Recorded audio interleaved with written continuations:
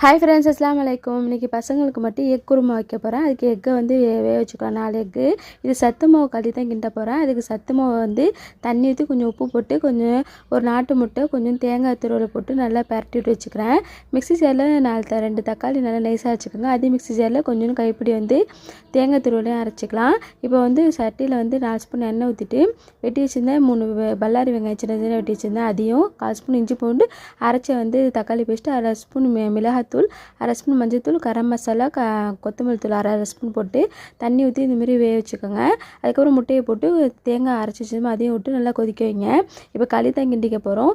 இப்போ நல்ல இரும்பு சட்டியில் வந்து நிறைய நல்லெண்ணெய் ஊற்றிட்டு கொஞ்சம் நெய் ஊற்றிட்டு இந்த சத்து மாவு வந்து போட்டு நல்லா எண்ணெய் ஊற்றி பரட்டுங்க.